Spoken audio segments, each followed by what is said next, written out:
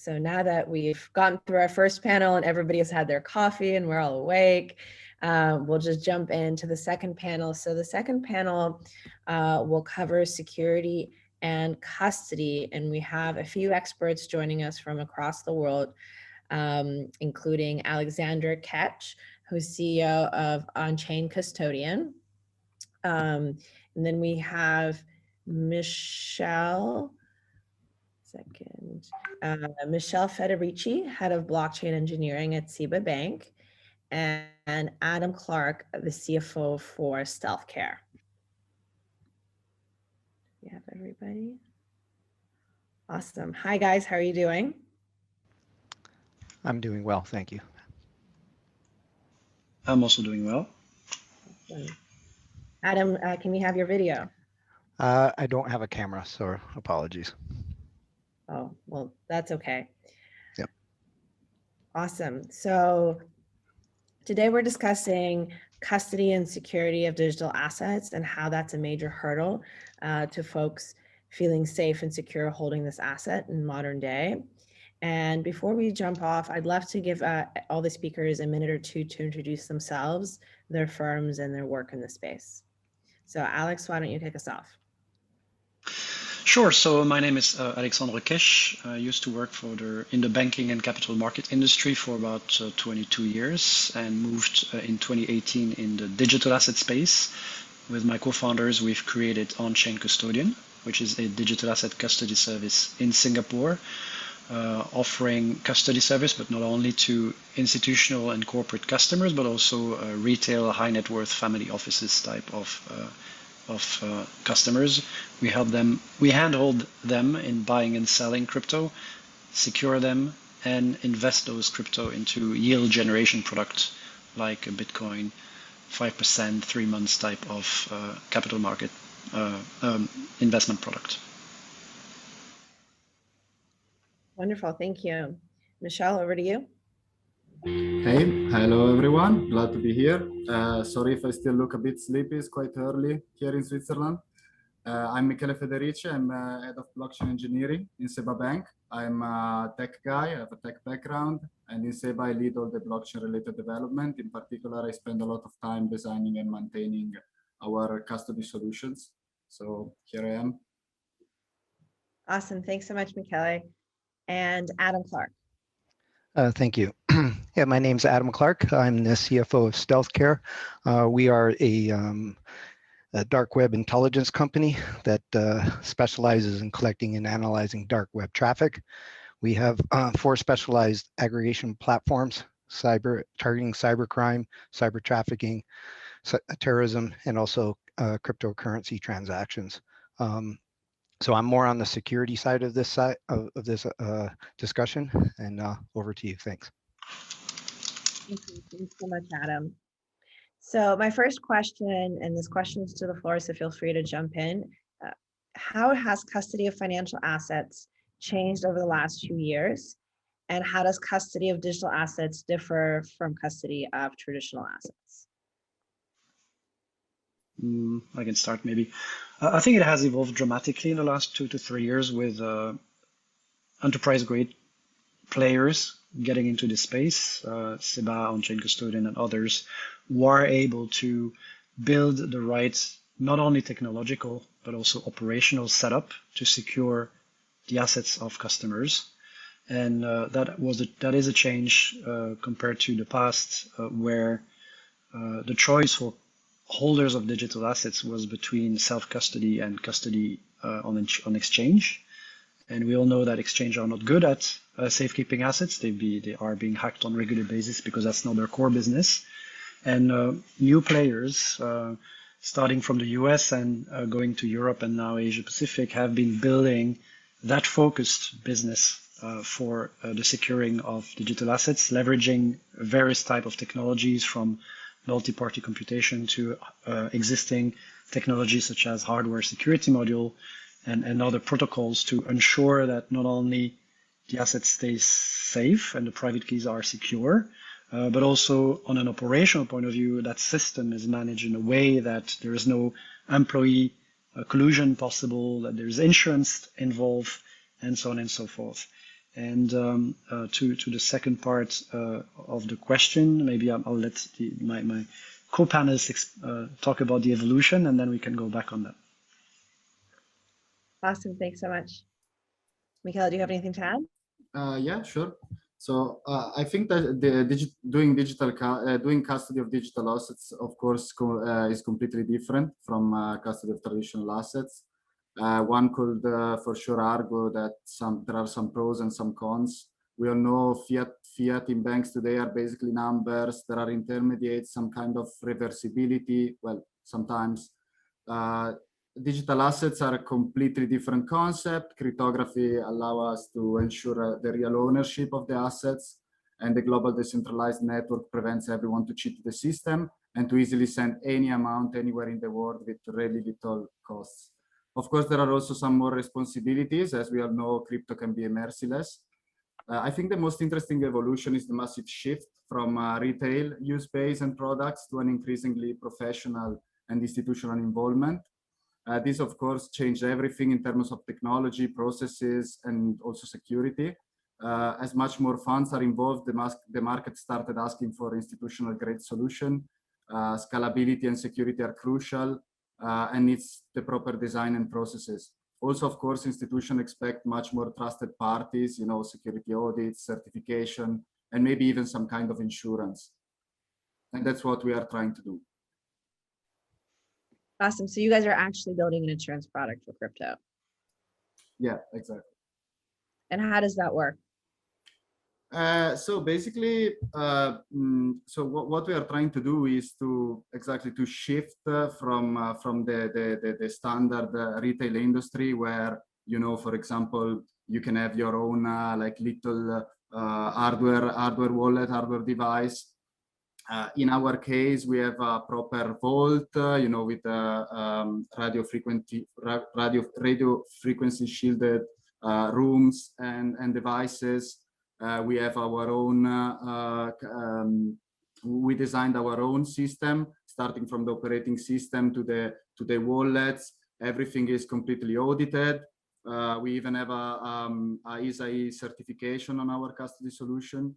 I think it's important because institution wants more how can I say, more confirmation in a way. They don't want to trust a single party. They want multiple parties to audit and to check the effectiveness and the security of a solution. And this is, of course, very different from the process of the user perspective. For example, like 10 years ago, this was not even existing. It was just a wallet on the personal computer or just a little device that can be stolen. Now we have much more opportunities. We can have, for example, a multi-sig setup with multiple trusted parties. We can even have a smart contract or a sort of DAO and a sort of social recovery system. Mm-hmm. Yeah, absolutely. I think one of the biggest trends we've seen in custody is a move from centralization to decentralization. Do you find that it is difficult to educate your clients about how to custody things in a decentralized manner? Is there still that nervousness around not having a third party that you can call? I think that the two things don't really exclude the others. I think some people just don't want to have anything to do with it. They just want to give you basically all the responsibilities because they just want to have, you know, I mean, people don't think about the security of their own bank account, for example. They know that those funds are in a way secure, and so some people search for the same approach in crypto. But still, I think this is a very interesting topic, and I personally think a lot about it. In my opinion, we're already able to, in a way, decentralize custody, and I think this will become more and more common in the future. As also Alexandre mentioned, we start seeing some MPC solution, multi-party computation. So it's a sort of an evolution on multisig. When basically more than a single party holds a key but a single key basically is useless without the others.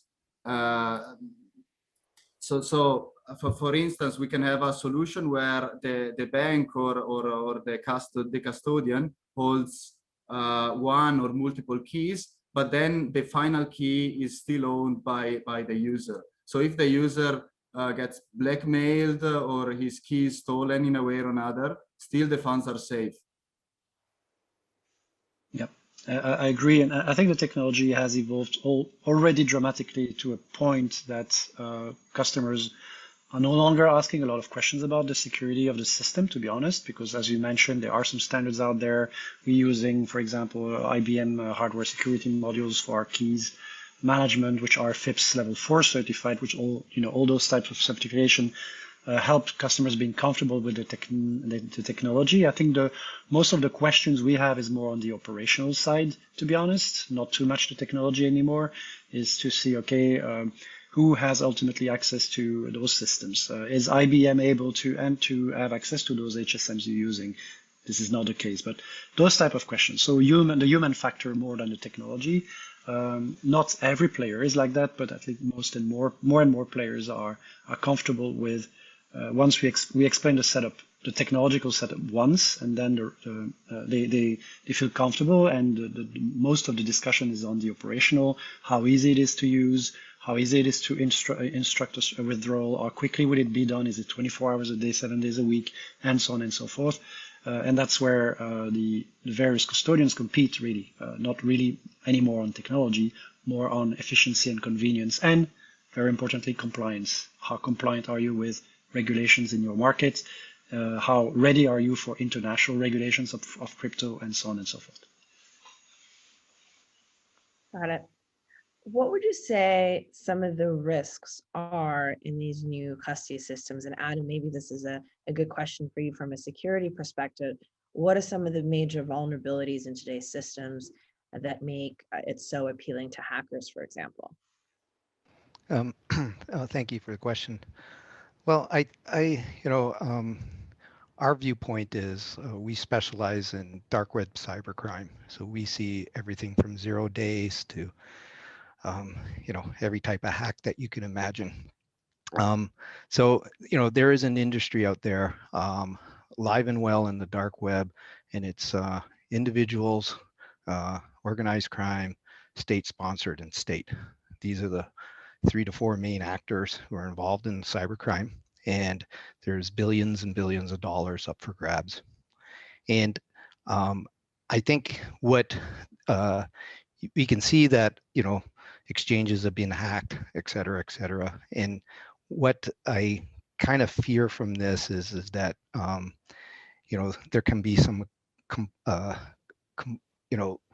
some false safety where what's happening is that they believe that there's a setup which is following kind of what's going on in the fiat world, and people are happy with that. But out there are definitely hackers who will want to rob them somewhere. And what we see every single day is probably about 5 to 10 new 0-day viruses coming out that are particularly aimed at exchanges and cryptocurrencies. We have a particular set of platforms which we call hunting illicit activities. And just to read some off for you here, Binance Exchange account, $7,000 for balance for all the emails of that exchange. And this type of stuff is rampant within the dark web.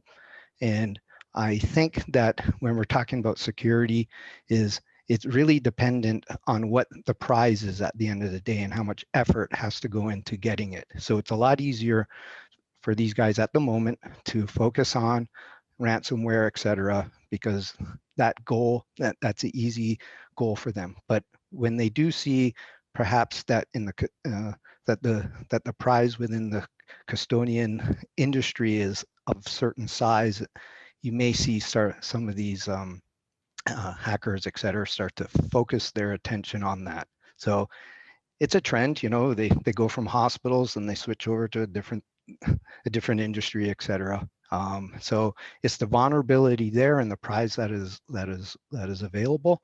But I can tell you from our experiences that everything is can be compromised. That's 100% sure.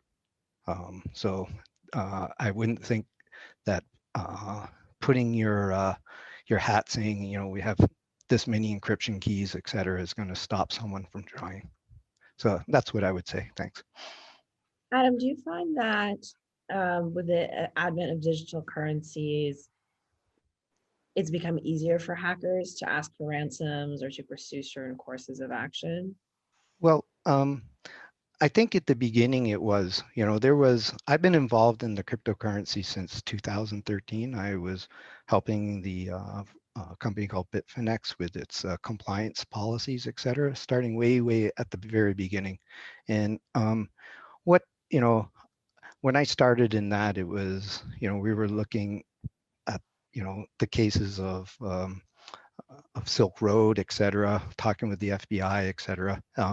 And what there was a belief at that time that, you know, Bitcoin, nobody knew where it would go, et cetera. But as we know today that, you know, the cryptocurrencies actually leave a very nice trail of the transactions from, you know, minting all the way to today. And, you know, that's very nice. But the problem is that we don't know who the wallet holders are. And if you reverse that into the fiat, we always, you know, we know who the the owners of a corporation are. That's why they do layering and different types of hiding of corporations to diffuse ownership, et cetera. But within the cryptocurrency world, what we don't know is who actually owns that wallet. And so what we do find in some of the ransomware cases that we're involved in the incident response is that they do take Bitcoin, then they'll take it to a dark web cryptocurrency exchange, one in Russia called Hydra, for example. That's where you'll see, you know, the Bitfinex hack coins are going through that particular exchange, and it's really just a big money laundering event. And then it comes out into like thousands of different wallets, et cetera.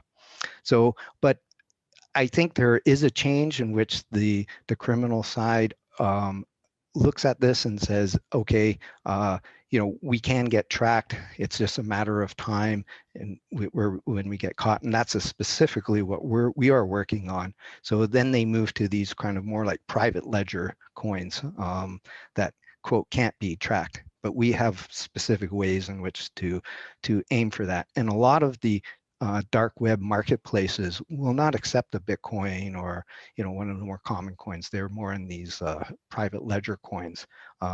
And so that's where the difference is. I think the change in that part of the industry, and, you know, the criminals, they make a lot of money. You know, I think as one of my colleagues says is, you know, the police have to be right all the time, and the criminals just have to make one mistake, right? So they have a huge advantage over us. And I think that, you know, we will probably see somewhere down the road where we get one of these custodian operators being hacked of some sort. We just don't know what it is. It might just be a ransom or something like that, but it's or even a leakage of data, for example. But, you know, this is kind of par for course in today's world. For sure. So as all three of you as experts in this space, say a friend came to you and they said, I want to buy $1 million worth of Bitcoin or another digital asset. What would be the key pieces of advice you would give them in order to make sure that their capital is secure?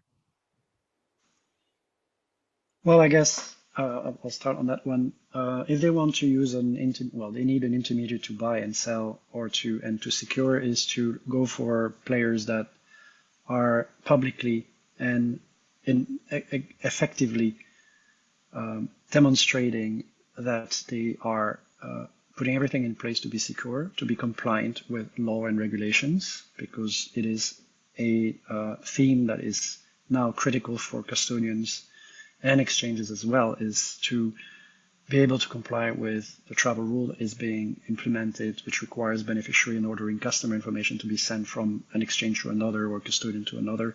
Those type of how professionals are they? How institutional are they? Do they have a website with an address where you can go and knock at the door to talk to someone if something goes wrong? So many players in our industry are still, unfortunately, web-based only. They have a nice website, but you don't ever meet anybody from those companies except maybe a sales from time to time. And I think that makes a difference. Being able to create a human-to-human trust in the relationship of the partners you're going to work with, in helping you buy and sell, helping you safekeep those assets, but also in helping you deploy those assets into investment products generating yield in a safe way, not going for the most the youngest DeFi product on the market because it generates 25%, they say, of yield. Really go for players who understand counterparty risk, who understand cybersecurity risks, who understand the basics of finance, really, because these are, at the end of the day, financial products, and they deserve to be treated, and their customers deserve to be treated the same way. Absolutely. Sorry. No, go ahead. Go ahead, Matt. No, yeah, I just wanted to say that I agree with Alexander. I think trusted parties are key. I mean, I understand, and I also love the do-it-yourself philosophy, but sometimes you just have to rely on experts who spend their life working on making secure systems and processes secure. But I still think that another couple of critical things, if you really want to do it yourself, or in general, if you want to have the in my opinion, some proper question to ask to your provider. First thing, which I think is quite underrated, is the management of the backups. I think it's important to have multiple secure backups in different geographical locations, and this is also very important. We all know what recently happened in Strasbourg, where one of the biggest data centers in Europe had a massive fire incident, and this can happen to anyone. So please take care of your backups and encrypt them. Second thing is also secure all hardware and well-tested software. I know this doesn't mean a lot, but I see too many people throwing a lot of money on completely unaudited systems. Of course, sometimes you have to risk a bit, but everyone must be aware of the risks. From my opinion is that I completely agree with the other gentleman. I would add one other part in there, and it's maybe a little different, is that in this crypto world, things are not as insured as you think they are. And I think that what's really important as you go with an established exchange, if you were buying $1 million worth of Bitcoin and you're going to keep it within that exchange, go with an established exchange that is profitable, and they show a track record. If they do get hacked, they replace your coin with the retained earnings that they've earned over the years. I think Bitfinex is a company that did that, and there's others as well. What you don't want to do is go to a small exchange that's just starting up. You buy $1 million, they got hacked or something like that, and they just don't have the capital to repay you. So I think that's another consideration. Yeah, absolutely. I do think it does come down to the question of centralization versus decentralization, because on the one hand, we are actively moving towards a more decentralized world where we self-custody and we take responsibility for our own assets. But on the other hand, it's still innately in us to want to be able to call someone for help when something goes wrong, or to hold someone responsible. So like in the case of these insurance companies or these exchanges, do you feel like there's possibly a transition period, maybe the next 10 or 20 years, where it's kind of a psychological transition where we will move to a place where people will feel comfortable to self-custody? Or will we always need this infrastructure to back up the security of our assets?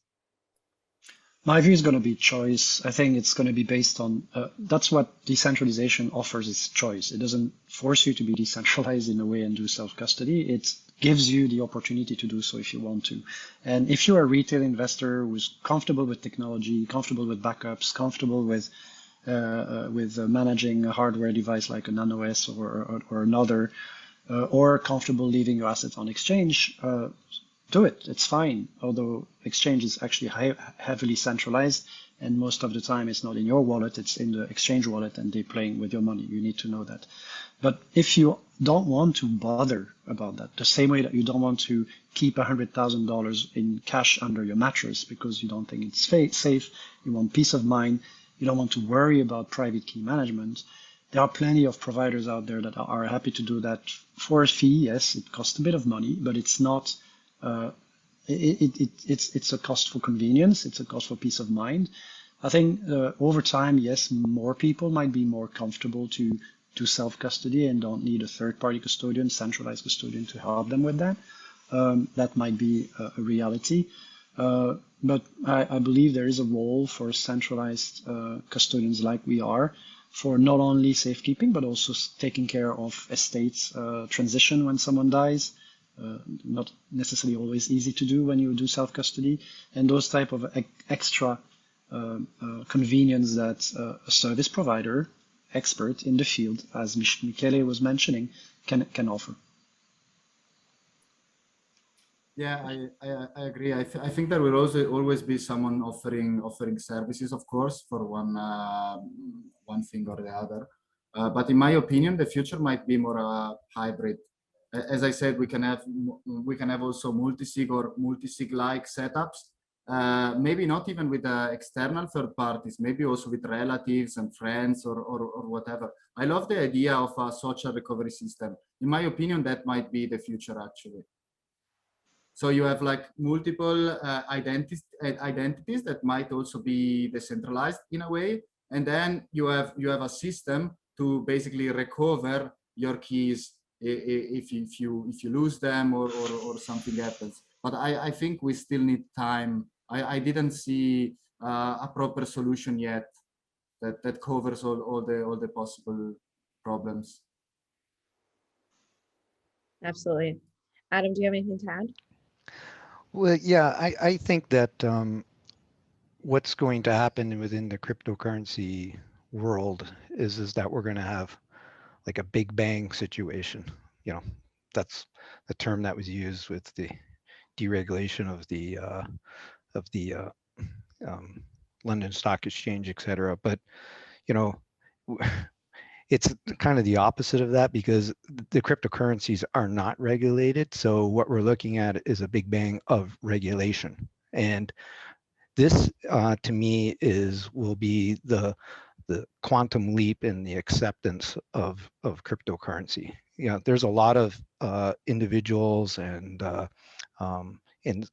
institutional money in this, but on a broad-based basis, it will have to be regulated. What drives that? I don't think if we leave that with the US or the EU regulators to drive it, they're being pressured by the banks not to. So my feeling is when a coin from Facebook or an Apple or whatever it is actually gets out there, this will be kind of the watershed event.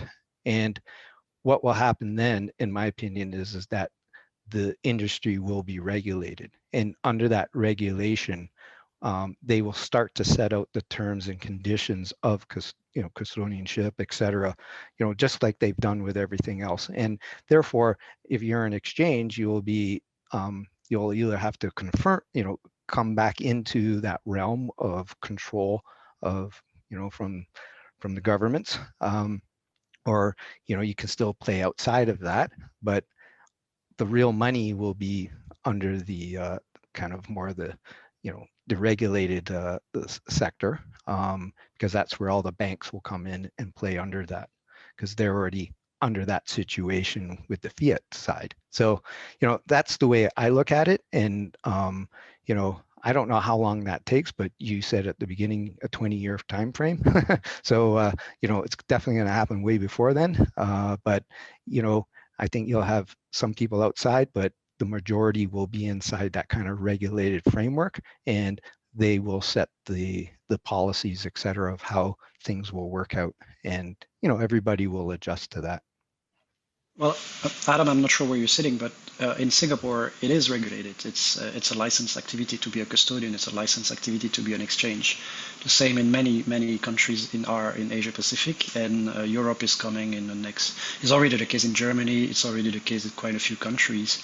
So the anti-money laundering requirements that banks have in terms of KYC, AML, CFT, KYT, so know your transaction, travel rule, etc., is already in place in the well, except for the last, which is being put in place. But as far as I'm concerned, I can tell you that it's already heavily regulated, and it's good because if I agree 100% with you, that's the way for institutional money to flow into this space, is to ensure that you not only you have a secure environment to play with, which is cybersecurity and so on and so forth, but also a regulated and fully regulated environment where you can have recourse if something goes wrong, because it is covered by a regulatory status provided by our regulator here in Singapore, MAS. Yeah, I'm fully aware of that. You know, we were actually just this morning dealing with those topics with the MAS, et cetera. Excellent. Yeah, but you know, it's you know, one thing. There's you know, what we're talking about is a regulation of something that is very small, and what has to happen is, you know, at the end of the day, is the United States and the EU have to kind of adopt it as a you need that kind of, you know, kind of worldwide adoption of it. You know, no offense, but Singapore is a small place. You're right. Yeah. You know, I understand. I've been, you know, when I first started off, I was writing the compliance policies in, you know, for 8 different countries for cryptocurrency, because when we were started off, it was like our banks were all over the place, and we were, you know, getting kicked out of that country, that, you know, because people didn't know what was going on. So I've been following it, and what tends to happen is that you have, as the price of cryptocurrency goes up, you get the regulators coming in and say, yeah, let's do it, and then cryptocurrency prices drop, then it gets pushed aside. And but I think really what has to happen is we have this big bang, and that's going to be one of these major corporations, a Google, I don't know who it is, come up with a coin, and you know, the asset size of that's just going to be massive. If I can add, also Switzerland is quite avant-garde too on crypto regulation. The demand is increasing insanely, and we also have a DLT law. We just tokenized our shares from starting from February. We have this new law, so I mean, I think a lot is moving. A lot is moving on the regulatory side. Aside from Singapore, are there other areas in the world that regulate custody? For example, Switzerland, what is the regulatory status there? Well, SEBA is a fully regulated bank. We have a license from FINMA, so I would say it's also already heavily regulated. As I said, we also tokenized our shares, and this is also fully regulated. So all the operations, everything we are doing is already, I would say, standardized in the banking ecosystem. Of course, it's really difficult. Different. We are the ecosystem is still evolving a lot, and same for the law. Of course, technology moves much more faster than regulators, but there are a lot of constant improvements. Yeah, and other countries I mentioned, Germany, Hong Kong, Thailand, working on it, Malaysia, Korea, Japan. So all have at least a framework for how custodians should behave, and how also they should manage transfers of coins to other virtual asset service providers, VASPs. So it's definitely getting there. Europe is looking obviously at their MiCA regulation, which will include also custody, from what I understand. So individual customer. Currently, it's individual countries, but it will be EU-wide regulation in the next 2 to 3 years, as quickly as the regulators can go in those in Europe. in the US, you have bribes of custody rules, right? With allowing banks to take custody of cryptocurrencies, for example, which was a recent decision by one of the regulators in the US. I think it's definitely taking shape. Of course, thank you. What would you guys say some of the challenges are in educating your clients and partners about this new space? Well, I think the biggest problem is people keep thinking about crypto and cryptocurrency, digital asset in general, as just one asset, like exactly like the other. I think this is the main difficult for me. We need to explain people that it's a completely different system. Sometimes even just with friends and everything, you ask them that they ask information, and you tell them how to, for example, secure their own seed, how to generate a seed securely, and then the 1 week after they lost the seed, and they don't understand that there's no way to recover it. I think this is the main challenge for me. Well, the main challenge is that the crypto industry, the digital asset industry, is still not very user friendly. I don't think, honestly, that people should care about seeds and backups of seeds, unless really you really want to do it yourself. But why would you want to do it yourself when there are so many solutions and more secure solutions in terms of hardware wallets, software wallets, third-party custodians, etc., etc. You don't really need to do self-custody, and it's nice for people who believe in full decentralization. I want to own everything myself and manage everything myself. But what's the percentage of people on the planet who really want that? Probably 1%. The rest just want something that's easy to use. They can sleep at night, and they can securely safekeep their assets without having to worry too much, like they do with their money today. Yeah, I agree with you, but actually, I mean, this also means selecting the right provider. That's Yes. the point, right? Understanding that the risk is much higher. It's not like you go to a random bank and then all the banks are the same. All the banks are somewhat secure. In this case, if you choose the wrong provider, you can lose everything in 1 second, literally. Yes, for sure. Well, Awesome. from Go ahead. from our perspective is we deal with law enforcement and government related agencies mostly, and I think I'm a believer in cryptocurrency, and but there's this kind of legacy thought within that community that cryptocurrency is bad, and it stems back from Silk Road, etc. And I think there has to be an education within, law enforcement and in agencies in particular that it's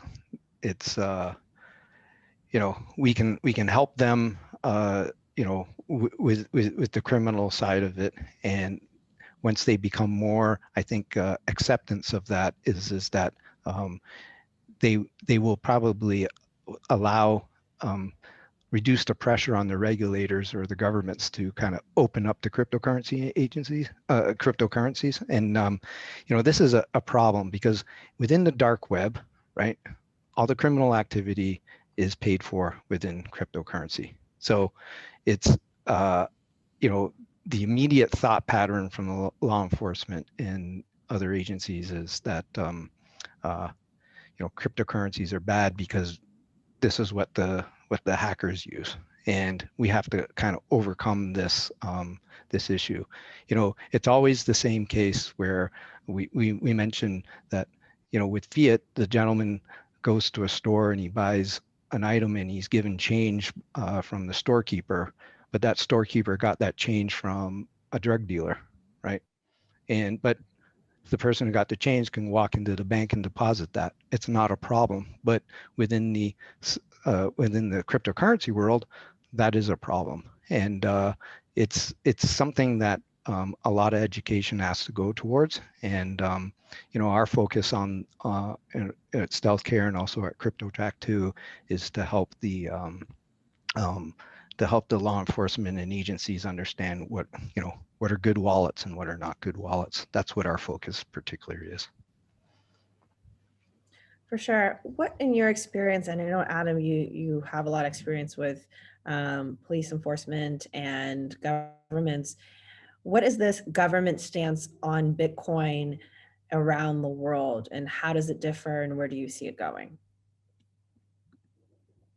I think when you say government, government's a lot of things. Government is regulators and banking, et cetera. But if we just looked at it from government, from agency and law enforcement, it is, I think the general view at the moment is it enables criminal activity. That's kind of the general view. And we talk to a lot of law enforcement a lot of law enforcements around the world. And it's a shame that it's like that, because if you look at money laundering, fiat money laundering is multiples more than the crypto. It's just, I think, got from the history, it got a bad name from Silk Road. Then you got into 2010 to 2014, the world was about creating an alternative financial system that wasn't involved in regulation. That was the mindset, which upset a lot of people. And here we are today. Things change over time. And I think what has to happen, there really has to be from, not just from our side of the industry, but also everybody involved in a concerted effort to help the law enforcement, et cetera, to get a better understanding of what cryptocurrency and Bitcoin is, and how we can all help to try to eliminate the criminal activity in it. I think that, from our perspective, when you talk about government, that's what our aim is. Thanks, Adam. Alex and Michele, do you guys have anything to add to that?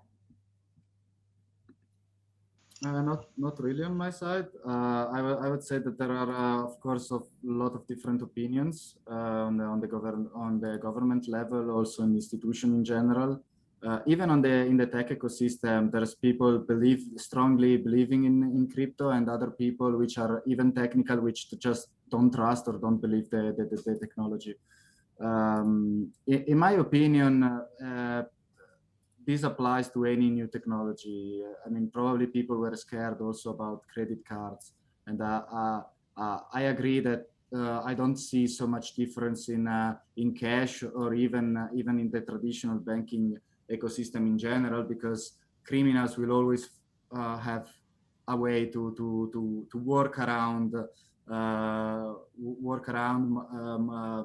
all the regulations, even in the traditional system. So I don't see that as a big threat. Yeah, I would echo what was said also earlier about the industry needing to organize itself. So there are a few industry groups like the Global Digital Finance, or I'm co-chairing the custody working group there. We all together building code of conduct, explaining to regulators what it is to be a custodian, why they should trust us, actually helping us as well sometimes frame their regulatory frameworks to make sure that they don't copy paste it from securities custody, which is completely a different animal in general. And I think that's what we need to do. It's education. I think we shared that a few times during the session, education of customers, but also education of law enforcement, of government, self-education as well of our own industry, because we have a lot of players in our industry who are not necessarily financial experts, and this is a financial product, I repeat myself, or are not technological expert, and this is also a technology product. So it's kind of it's a financial technology product that you need to understand all aspects to make sure that as a service provider, you service your customers safely, and as a customer, you understand what you're investing in. Awesome, thank you. We actually have a question from the audience for Adam that just came in. Would you mind sharing what law enforcement agencies, especially local ones, look at accepting complaints? I think they mean when cryptocurrency goes missing. Like you said, if your funds are stolen, right now one cannot do anything legally, or does it differ based on which part of the world you live in, with some countries advancing beyond others? Well, I've been directly involved in some of these cases, and I'm not going to name names here, but I'll name the a client of an exchange had a resulted in there was a phishing campaign, and they lost, I think it was like $50,000 or something. They were in country A. The exchange is in country C. Publicly, it's looked in country D. The servers are in country E, and there was another set of servers in another country. And so what happened was, through that process, we the first person, the person who lost the funds, went to the law enforcement there, and they said, well, we can't help you because it was, the company is over in country B. Next thing you know, it's they say, well, the company is not actually here. It's incorporated over there, but the exchange is over here. And it just became a circular reference at the end of the day. I think this is one of the problems that these that faces anyone who has been hacked and lost their funds. Where do you go to get help, right? And do they have the jurisdiction, the authority at that particular country to enforce an action?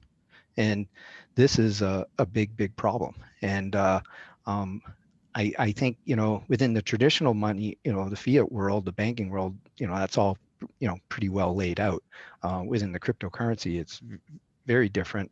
And, what you can see is that a lot of the cryptocurrency exchanges, they are incorporated in, different types of jurisdictions that are, they have to be, because they're not allowed to be in a more regulated environment.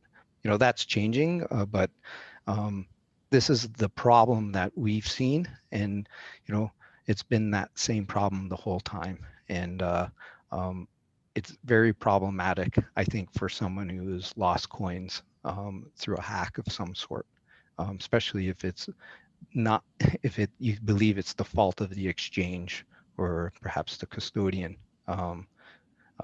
So that's our direct experience, and it becomes very complicated, and people lose a lot of faith in it, because once you have different law agencies having to talk to each other over, it just takes a lot of time, and they have thousands and thousands of cases.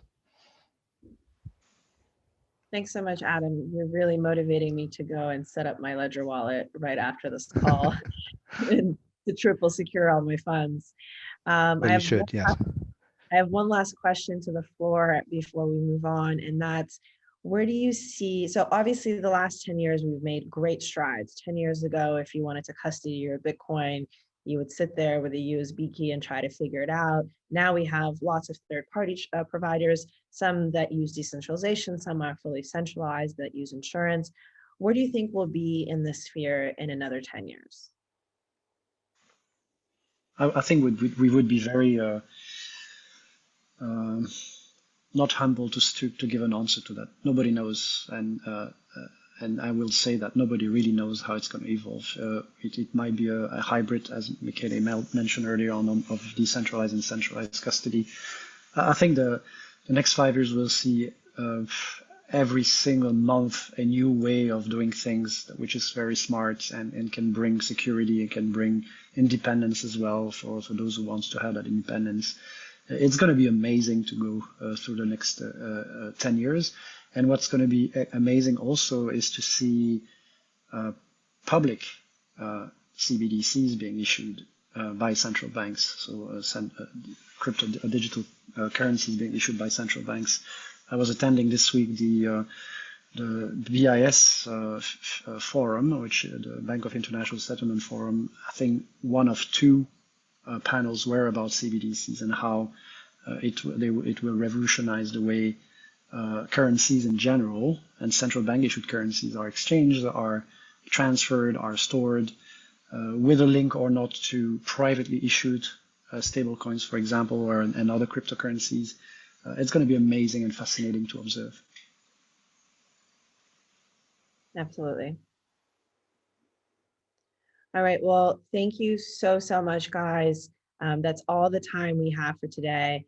Alex, Adam, Michele, thank you so much for joining us. And we hope to see you soon. And hopefully this wasn't too early for anyone. I'm over in Dubai, so it was perfect timing for me. And please stick around and listen to the rest of the panels. Thanks, guys. Thanks a lot. Thank It was you. a pleasure.